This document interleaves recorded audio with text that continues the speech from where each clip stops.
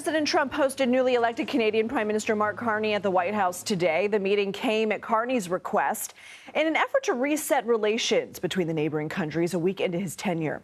Carney campaigned on the promise that he will stand up to President Trump's harsh comments and economic actions in the months following his inauguration. 25% tariffs on Canadian goods not covered by the U.S.-Mexico-Canada agreement went into effect March 4th. President Trump has blamed Canada for allowing fentanyl to be trafficked into the U.S. and has repeatedly floated the idea of annexing the country and making it the 51st state.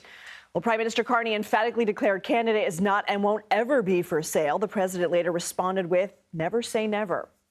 And during the Oval Office meeting between the two world leaders, President Trump broke the news regarding Houthi rebels in Yemen. We had some very good news last night. The Houthis have announced that they are not, or they've announced to us at least, that they don't want to fight anymore.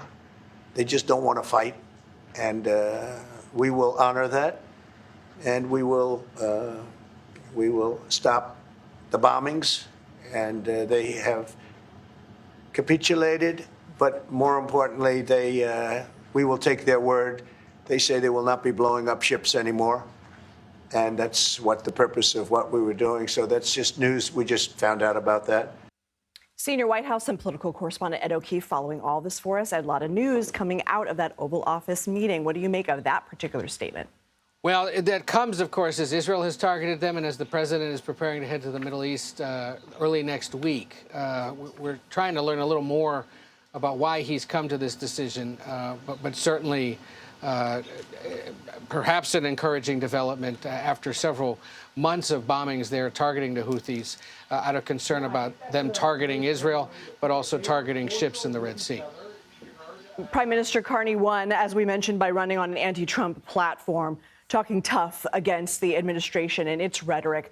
How would you describe the tone of today's meeting and the status of their relationship? Ooh, that was that one could have gone either way, for sure, Lindsay. It seemed that Carney maintained a sort of diplomatic approach there, at least publicly, interjecting a few times to remind the president that Canadians are not interested in being annexed by the United States, and suggesting that they have some work to do on rebuilding or reshaping the U.S.-Canadian economic relationship. But you could see there in the body language between the two of them, Trump knows that this thing he's boasted about for months has no way of happening, at least in the short term, and even later brought it up again. Well, maybe one day it'll happen, and Carney saying, no, never, it will not happen.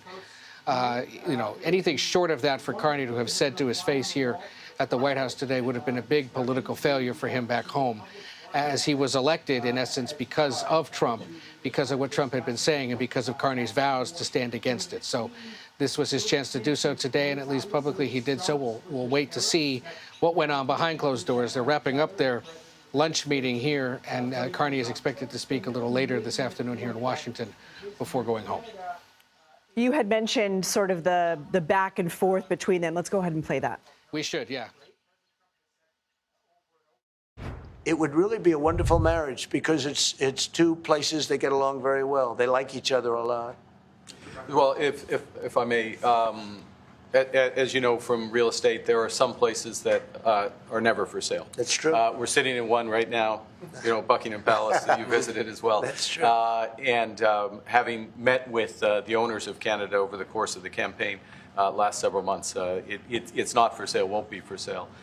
The president saying, so you're saying there's a chance. And Carney's like, nope, that's not what I'm saying. What were your other takeaways from the meeting? They clearly have some differences between them that are going to have to get sorted out. But Trump did start the meeting by suggesting, look, I have respect for Carney for the fact that he won this race. Of course, he won the race because he ran against Trump.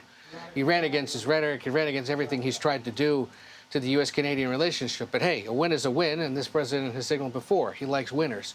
And so we'll see whether he's able to develop a professional, courteous relationship with Carney, or if it devolves into the one similar to the one he had with Justin Trudeau, who at the end, of course, he was calling governor because of his push to make Canada another American state.